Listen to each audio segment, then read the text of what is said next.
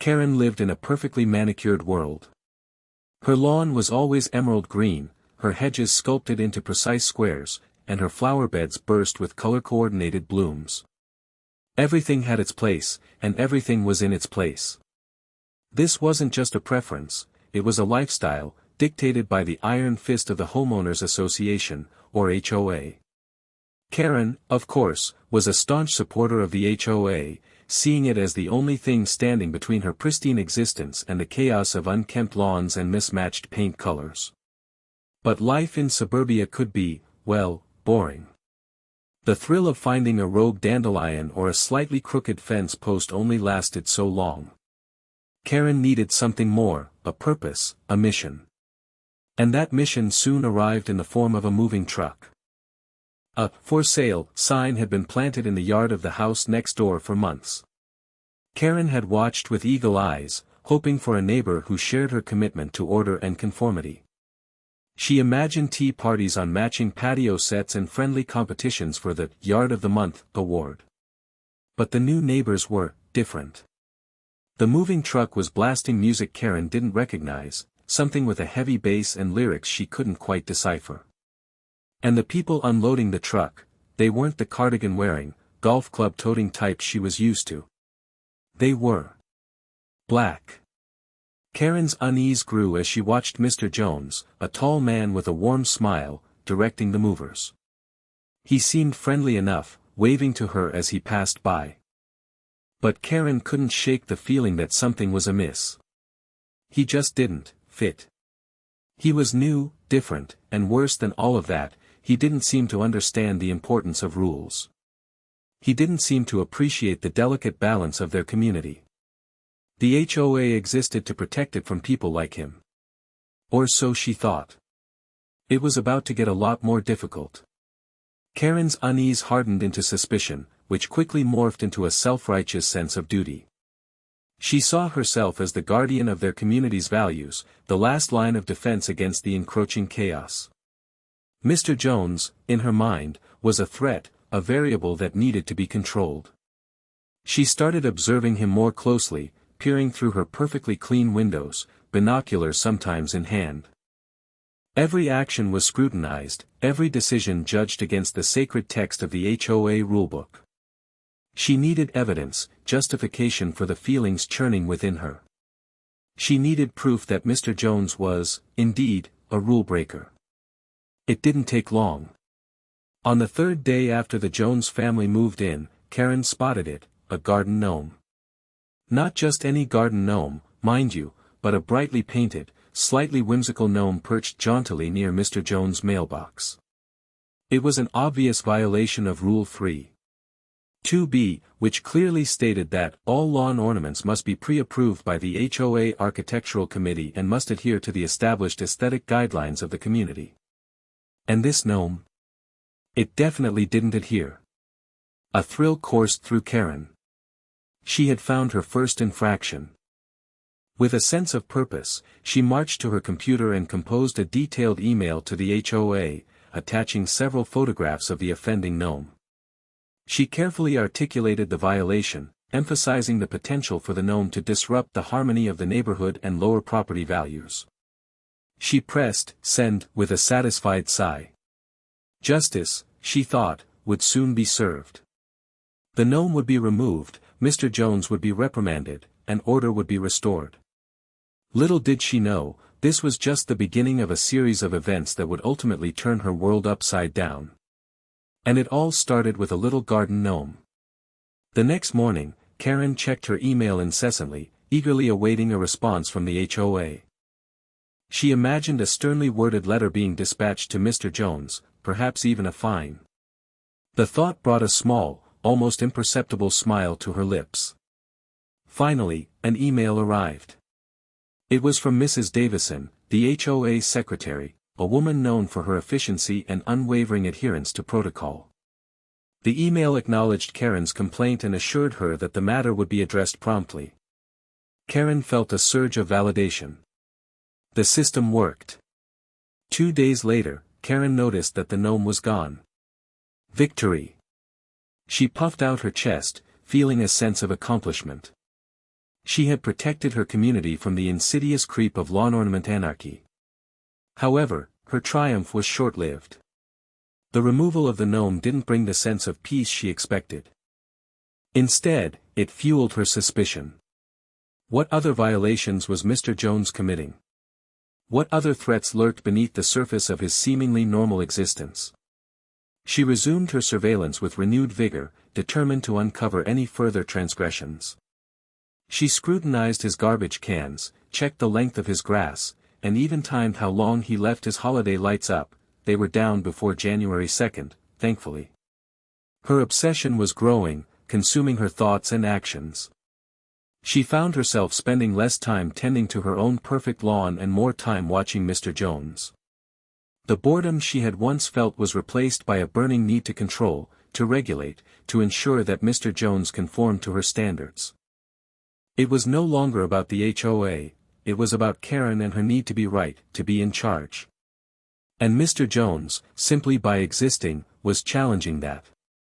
He was about to face a great deal of challenges. The next violation presented itself on a sunny Saturday afternoon. Karen was tending to her roses, meticulously deadheading each bloom, when she noticed it, a bicycle. Not just any bicycle, but a bright red, child-sized bicycle lying on Mr. Jones' front lawn. It was clearly out of place. Karen consulted the HOA rulebook once again. Rule 6. 4A stated that all recreational equipment must be stored out of sight when not in use. The bicycle, lying brazenly on the grass, was a clear violation. It was an eyesore, a blight on the otherwise perfect landscape. She grabbed her phone and snapped several photos of the offending bicycle, making sure to capture its precise location and the surrounding foliage. Then, she composed another email to Mrs. Davison, outlining the violation in excruciating detail. She emphasized the importance of maintaining a tidy and aesthetically pleasing environment, warning of the slippery slope that could lead to utter chaos if such infractions were allowed to go unchecked. As she hit send, Karen felt a surge of satisfaction. She was doing her duty, protecting her community from the forces of disorder. She imagined Mr. Jones receiving another sternly worded letter, perhaps even facing a fine. The thought brought a sense of vindication. But this time, something was different. This time, the HOA's response was slower, less enthusiastic. Mrs. Davison's email was brief and perfunctory, simply acknowledging receipt of the complaint. There was no assurance that the matter would be addressed promptly, no expression of concern for the sanctity of the neighborhood. Karen felt a flicker of unease. Had she gone too far? Were her complaints becoming tiresome? She brushed the thought aside. She was simply upholding the rules, protecting her community. And that, she believed, was a noble cause, no matter how small the infraction. But deep down, she was beginning to wonder if she was the only one who felt that way. The other neighbors weren't as concerned. In fact, some of them were starting to look at her funny. A few days later, a formal warning letter arrived at the Jones residence. Mr. Jones, a generally easygoing man, was initially confused. He'd received a similar letter about the gnome, which his daughter, Lily, had picked out herself. He had thought it was harmless fun, but he complied, not wanting to cause any trouble. This new letter, however, about the bicycle, seemed ridiculous.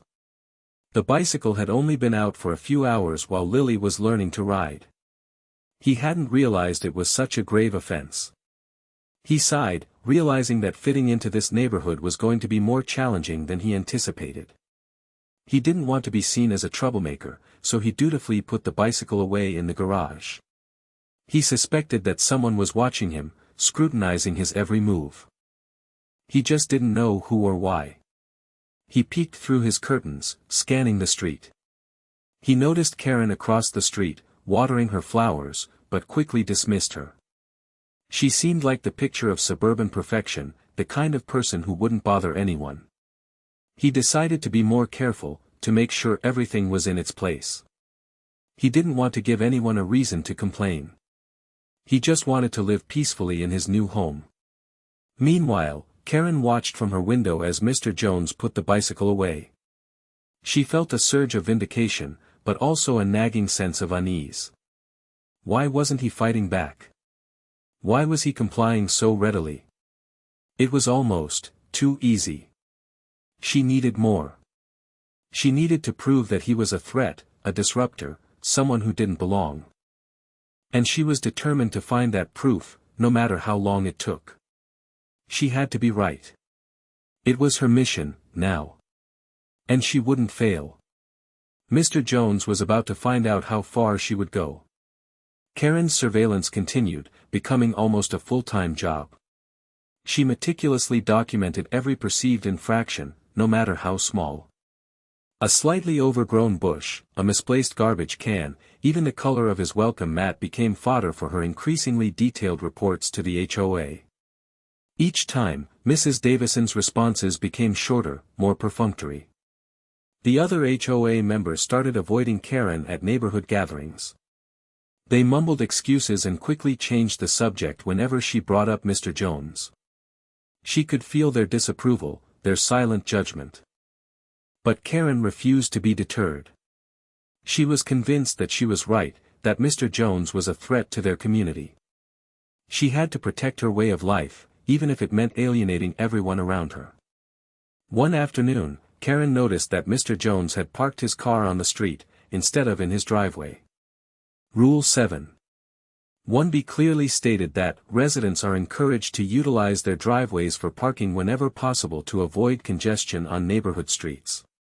It was another clear violation, another opportunity to assert her authority. She dashed off another email to Mrs. Davison, attaching photos of the offending vehicle. She emphasized the importance of maintaining clear traffic flow and preventing the neighborhood from becoming overcrowded.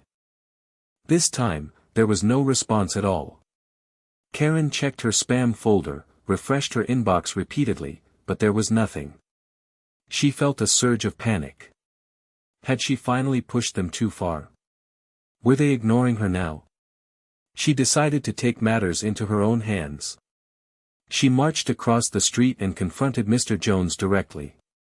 "Excuse me," she said, her voice tight with barely suppressed anger. "I noticed you've been parking your car on the street. The HOA rules clearly state." Mr. Jones turned to her, his expression calm and patient. "Yes, I know," he said. "My daughter is having a friend over, and I wanted to leave the driveway open for them. I'll move it in a little while." Karen was taken aback. He wasn't defensive, he wasn't argumentative. He was simply reasonable. It threw her off balance. She stammered for a moment, then retreated back to her house, feeling confused and strangely defeated. It was clear that this was not the last interaction they were going to have. Her obsession was building. The street parking incident solidified Mr. Jones' suspicion that he was being targeted. It wasn't just about the rules anymore, it felt personal. He noticed Karen watching him more frequently, her eyes narrowed, her expression disapproving. He started to feel uncomfortable in his own yard. He confided in his wife, Sarah, about his concerns. "I think someone is deliberately trying to make us feel unwelcome," he said. "It's like they're looking for any excuse to complain." Sarah, a lawyer by profession, was immediately suspicious. "Have you noticed who's been reporting you?" she asked. "I don't know for sure," Mr. Jones replied, "but I have a feeling it's Karen from across the street. She's always watching." Sarah sighed. "This sounds like harassment," she said. "We need to document everything. Every complaint, every interaction. We need to build a case." From that day forward, Mr. Jones started keeping a detailed log of every incident.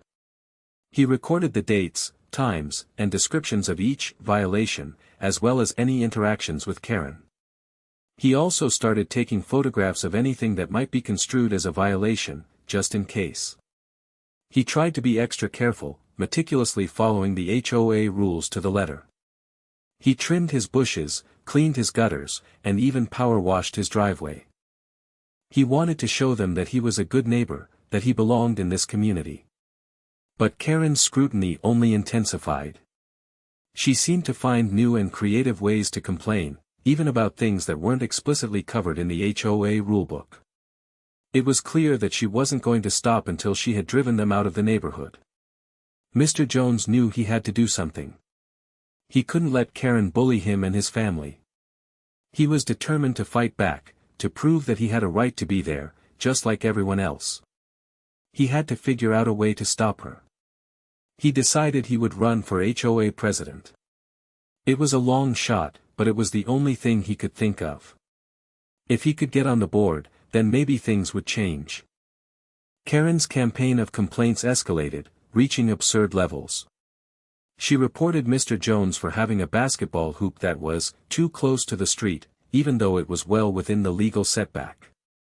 She complained about the color of his trash cans, claiming they didn't match the approved color palette, even though they were the standard issue provided by the city. She even tried to argue that his landscaping was too natural and lacked the formal structure required by the HOA guidelines, despite the fact that his yard was perfectly well maintained. The HOA board completely ignored her emails. Mrs. Davison stopped responding altogether. Karen was ostracized. Undeterred, Karen started sending her complaints directly to the other neighbors, hoping to rally support for her cause. She printed out flyers listing all of Mr. Jones' alleged violations and slipped them into mailboxes under the cover of darkness. The response was overwhelmingly negative. Most neighbors simply threw the flyers away, disgusted by Karen's petty behavior. Some even confronted her, accusing her of racism and harassment. "You're being ridiculous, Karen," one neighbor said. "Mr. Jones is a perfectly good neighbor. Why are you picking on him?" "He's not following the rules," Karen retorted, her voice trembling with indignation. "Someone has to uphold the standards of this community." "The only standard you're upholding is your own prejudice," the neighbor shot back, before walking away in disgust. Karen was devastated. She couldn't understand why no one saw things her way. She was simply trying to protect her community, to maintain order and decorum. Why was everyone turning against her? She retreated into her house, feeling isolated and alone. She was more determined than ever to prove that she was right, that Mr. Jones was a threat to their way of life. She had to find something, anything, that would expose him for who he really was. The HOA election was looming, and she would show them all. She was going to make sure that Mr. Jones did not win. One evening, Mr. Jones decided to try a different approach. He wanted to clear the air, to understand why Karen was so intent on making his life miserable. He walked across the street and knocked on her door. Karen opened the door a crack, peering out suspiciously. "What do you want?" she asked, her voice cold and unwelcoming. "I just wanted to talk," Mr. Jones said calmly. "I've noticed that you've been reporting me to the HOA quite a bit, and I was hoping we could discuss it." Karen scoffed. "There's nothing to discuss," she said. "You're not following the rules. It's very simple." "I'm trying to follow the rules," Mr. Jones replied. "But it seems like you're finding fault with everything I do. Is there something else going on here?" Karen's eyes narrowed. "This community has certain standards," she said, her voice dripping with condescension. "Some people just don't understand what it takes to maintain those standards." Mr. Jones took a deep breath, trying to control his anger. "Are you saying that my family doesn't belong here?" he asked. Karen hesitated for a moment, then said, "I didn't say that." But her tone implied exactly that. "I think you did," Mr. Jones said, his voice hardening. "And I think it's wrong. We have every right to live here, just like you." "Then start acting like it," Karen snapped, before slamming the door in his face. Mr. Jones stood there for a moment, stunned by her blatant prejudice. He realized that there was no reasoning with her. She had already made up her mind about him and his family, and nothing he could say or do would change that. He could see no path toward working out their differences. This was going to be a fight. As he walked back to his house, he hardened his resolve to win the HOA election. He would show her that he belonged, not just in this neighborhood, but in any community he chose to be a part of. He was going to fight for his place. And Karen, blinded by her prejudice, was about to lose everything. Mr. Jones, with Sarah's help, meticulously organized all the evidence of Karen's harassment. They created a detailed spreadsheet documenting each complaint, the date it was filed, the HOA's response, or lack thereof, and any supporting photographs or videos. They also included transcripts of their interactions with Karen, noting her dismissive and often condescending tone. Sarah, being a lawyer, knew how to present the information in a clear and compelling way. She highlighted the inconsistencies in Karen's complaints, the blatant exaggerations, and the complete lack of any legitimate basis for her actions. She also emphasized the emotional toll that Karen's harassment was taking on their family, particularly their daughter, Lily, who was starting to feel self-conscious about playing in her own yard. As they compiled the evidence, Mr. Jones realized just how pervasive Karen's harassment had become. It wasn't just about the HOA rules anymore, it was about her deep-seated prejudice and her determination to make them feel unwelcome. He was more determined than ever to fight back, not just for himself and his family, but for anyone who had ever been targeted because of their race or background. He began campaigning for the HOA presidency, going door to door, introducing himself to his neighbors, and listening to their concerns. He talked about his vision for a more inclusive and welcoming community, where everyone felt valued and respected. He didn't mention Karen by name, but he subtly alluded to her behavior, emphasizing the importance of treating everyone with fairness and respect. To his surprise, he found that many of his neighbors were already aware of Karen's actions and were sympathetic to his plight. They had seen her flyers, heard her complaints, and witnessed her confrontational behavior. They were tired of her petty obsessions and her constant negativity. As the election drew near, Mr. Jones felt a surge of hope. He knew it was going to be a tough fight, but he believed that he had a chance to win. He had the support of his family, the backing of his neighbors, and the unwavering belief that he was doing the right thing.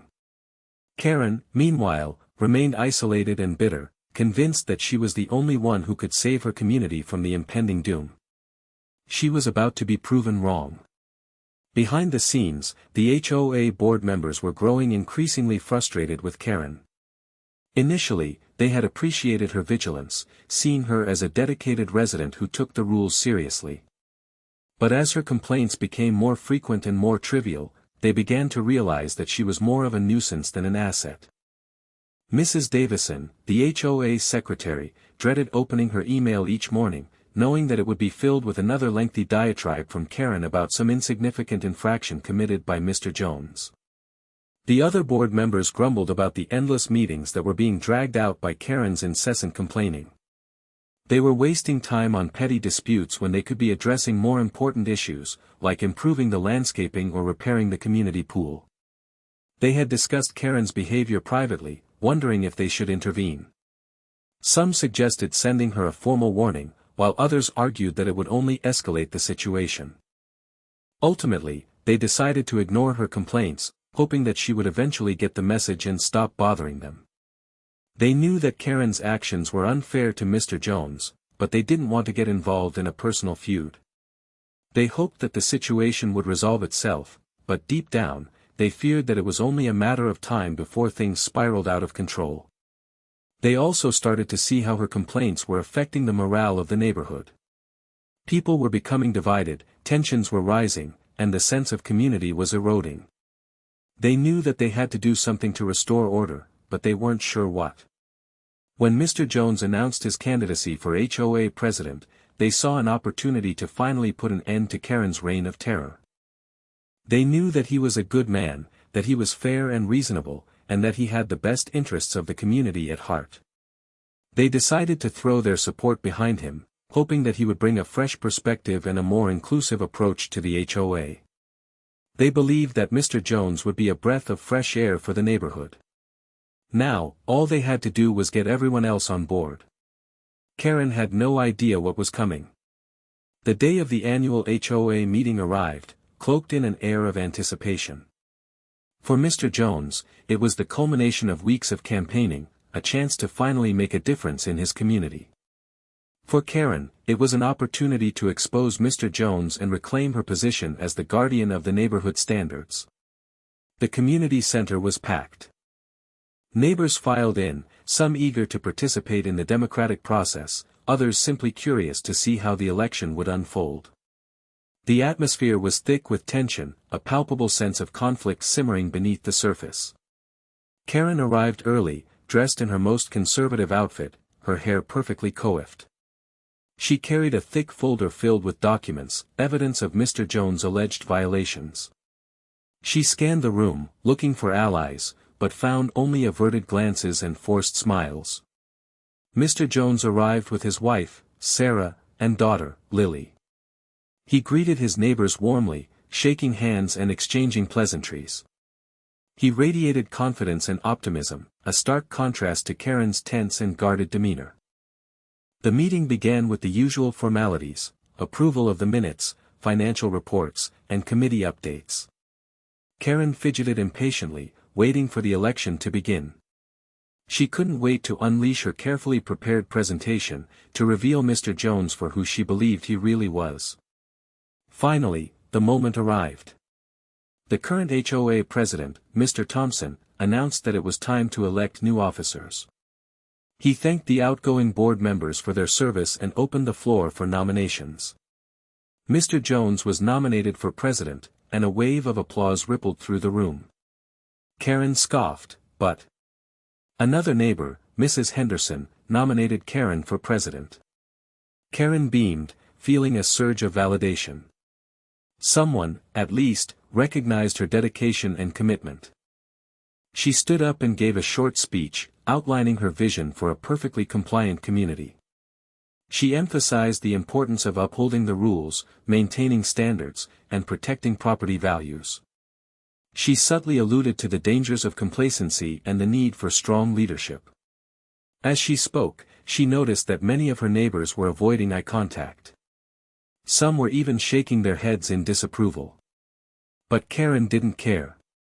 She was convinced that she was right, that she was speaking for the silent majority who shared her values. Mr. Jones then gave his speech.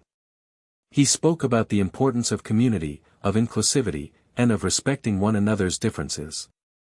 He talked about creating a welcoming environment where everyone felt valued and supported. He didn't mention Karen by name, but he subtly addressed her concerns, emphasizing that rules should be applied fairly and equitably, not used as weapons to harass and intimidate. His speech resonated with the audience. He spoke with passion and sincerity, and his message of unity and understanding was a welcome contrast to Karen's divisive rhetoric. The applause was thunderous, a clear indication that he had won over the hearts and minds of his neighbors. After the speeches, it was time to vote. The neighbors lined up to cast their ballots, the fate of the HOA hanging in the balance. Karen watched nervously, counting the ballots in her head as she saw people placing them in the box. She was sure she had this in the bag. The votes were tallied, and Mr. Thompson stepped up to the podium, a knowing smile on his face.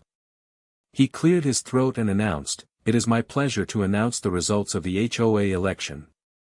For the position of president." He paused for dramatic effect. "Mr. David Jones." A gasp escaped Karen's lips.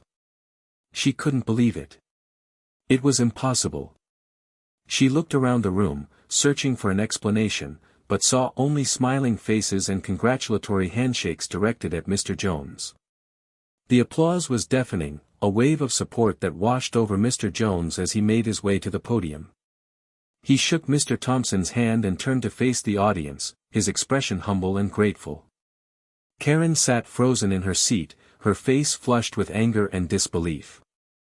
She clutched her folder of documents tightly, her carefully constructed plan crumbling before her eyes.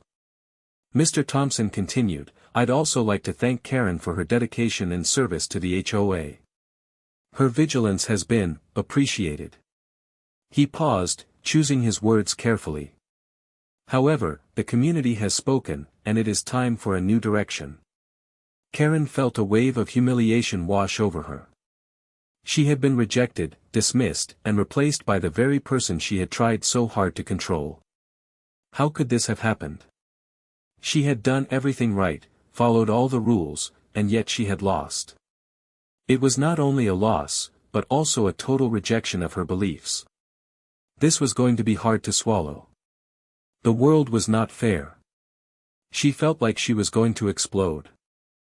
The announcement of Mr. Jones' victory sent shockwaves through the community center. While many had voted for him, the sheer scale of his win was surprising. People whispered among themselves, exchanging glances of disbelief and quiet satisfaction. It was clear that the tide had turned, that the community was ready for a change. Even Mrs. Henderson, who had nominated Karen, looked stunned. She had always been a staunch supporter of Karen's, but even she couldn't deny the overwhelming support for Mr. Jones. Karen, however, remained in a state of denial.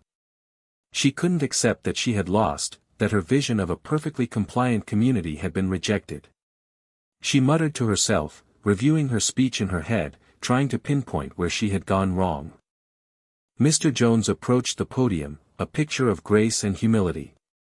He thanked the community for their trust and support, promising to serve them to the best of his ability. He spoke of his commitment to fairness, inclusivity, and respect for all residents. He vowed to listen to their concerns, to address their needs, and to work together to create a better neighborhood for everyone. As he spoke, Karen remained seated, her arms crossed, her expression sour. She refused to acknowledge his victory, to offer her congratulations, or even to make eye contact. She was a picture of bitterness and resentment, a stark contrast to the warm and welcoming atmosphere that Mr. Jones was trying to create. She clutched her file even tighter. She couldn't let go. She was still going to find something to report him for. But she knew that deep down, she was completely defeated. She had lost. Karen sat, utterly speechless, as the applause for Mr. Jones continued to thunder around her. She could feel her face burning with shame. It wasn't just the loss, it was the utter humiliation of being so publicly rejected, of having her values so completely repudiated. She had envisioned herself as a hero, a champion of order and decorum. Now, she was seen as a petty, vindictive busybody, a symbol of everything that was wrong with their community. She could feel the eyes of her neighbors on her, some filled with pity, others with amusement, and still others with outright scorn. She wanted to disappear, to crawl into a hole and never come out. The applause finally began to subside, and Mr. Jones stepped forward to deliver his inaugural address. Karen braced herself for a lecture, a condemnation, a public shaming. She expected him to gloat, to rub her face in her defeat. But Mr. Jones did none of those things. Instead, he spoke with grace and humility, acknowledging the challenges that lay ahead and emphasizing the importance of working together to build a stronger, more inclusive community. "I know that we all have different perspectives and different priorities," he said, his voice calm and measured. "But I believe that we can find common ground, that we can bridge our differences, and that we can create a neighborhood where everyone feels valued and respected." He didn't mention Karen by name, but his words were clearly directed at her. He was offering her an olive branch, a chance to redeem herself, to become a part of the community that she had tried so hard to exclude. Karen, however, was too consumed by her own bitterness and resentment to recognize the gesture. She remained seated, her arms crossed, her face a mask of defiance. She was determined to cling to her anger, to her prejudices, to her outdated view of the world. As Mr. Jones continued to speak, Karen realized that she was truly alone. She had alienated her neighbors, rejected her community, and squandered her opportunity to make a positive difference. She had become a prisoner of her own making, trapped in a cycle of negativity and resentment. She was now alone. Mr. Jones continued his speech, carefully choosing his words to address the underlying issues that had plagued their community for so long. He spoke of the importance of understanding and respecting one another's differences, of celebrating diversity, and of creating a welcoming environment for everyone, regardless of their background or beliefs. He subtly addressed Karen's actions, without mentioning her by name. He spoke of the dangers of prejudice, of the importance of fairness, and of the need to avoid making assumptions about others. He emphasized that rules should be applied equitably, not used as weapons to harass or intimidate. "We are all members of this community," he said, his voice ringing with sincerity. "We all have a right to feel safe and secure in our homes. And we all have a responsibility to treat one another with kindness and respect." He paused, looking directly at Karen, his eyes filled with compassion. "I know that we haven't always lived up to these ideals," he said. "But I believe that we can do better. I believe that we can learn from our mistakes, and that we can build a stronger, more united community." Karen remained unmoved. She refused to acknowledge his words, to accept his apology, or to recognize the truth in his message. She was too consumed by her own anger and resentment to see the bigger picture.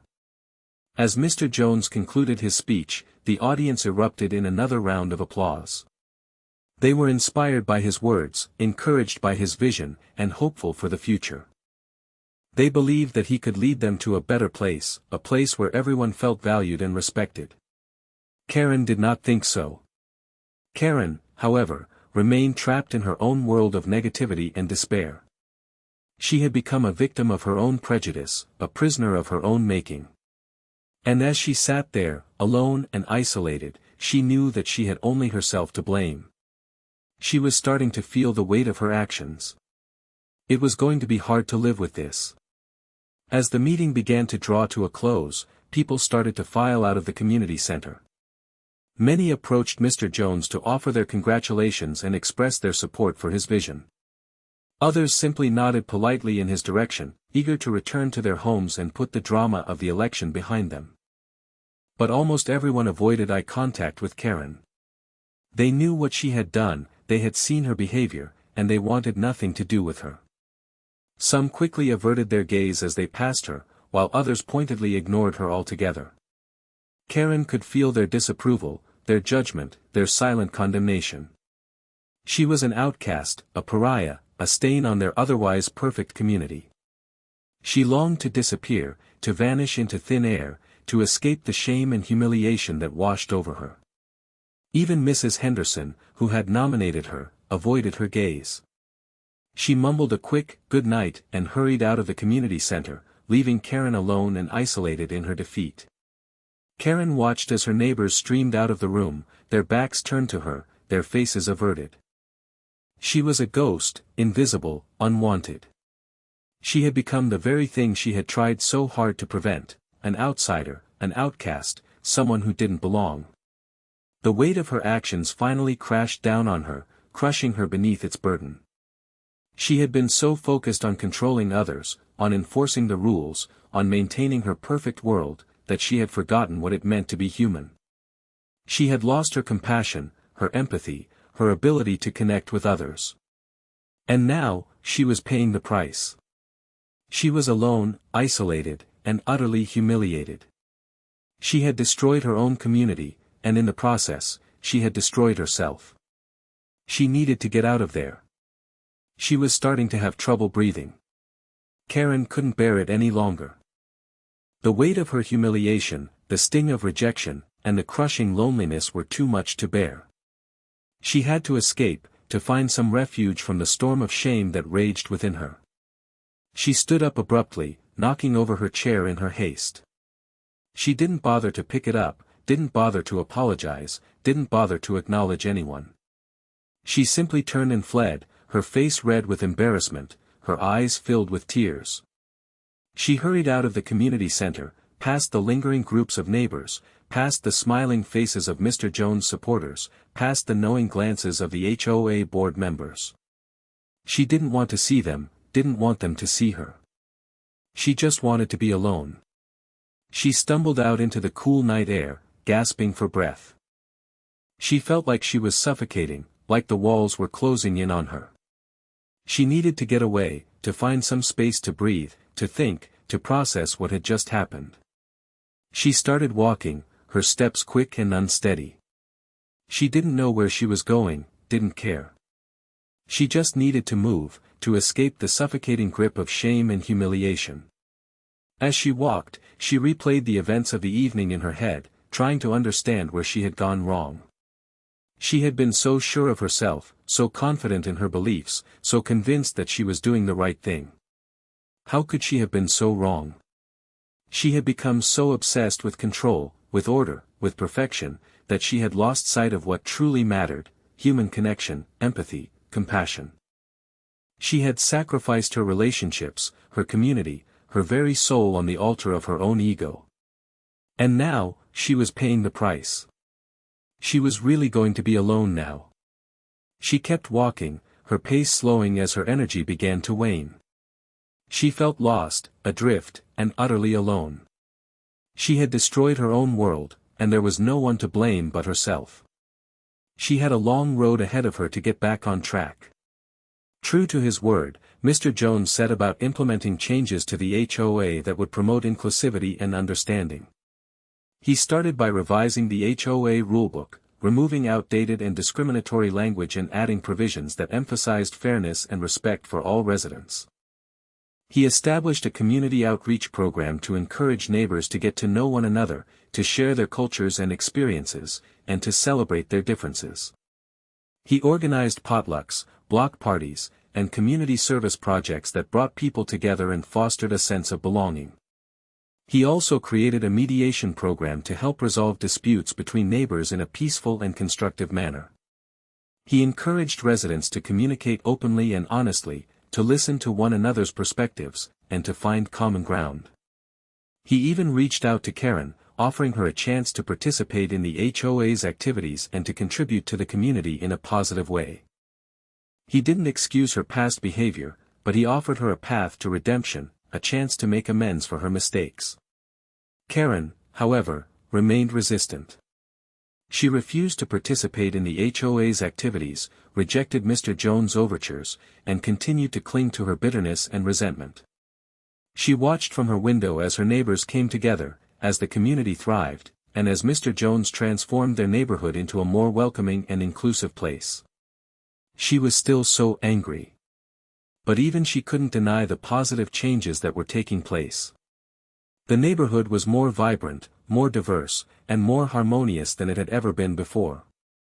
People were smiling, laughing, and connecting with one another in ways that she had never thought possible. Slowly, gradually, Karen began to realize that she had been wrong. She had been so focused on control, on order, on perfection, that she had missed out on the joy and beauty of human connection. She had been so afraid of change, of difference, of the unknown, that she had built a wall around herself, isolating herself from the world. She began to wonder if she could change. It was going to be tough. The irony was not lost on anyone.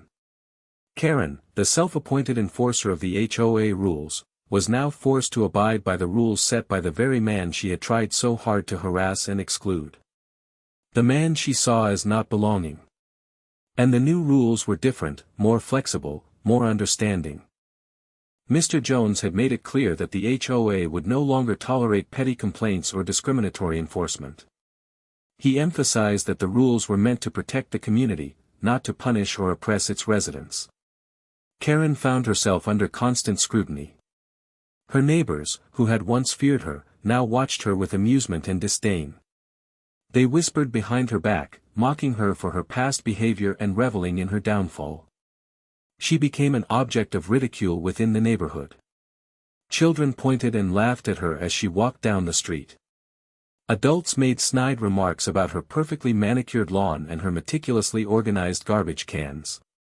She was now living in a world where the very things she had once valued were now sources of shame and embarrassment.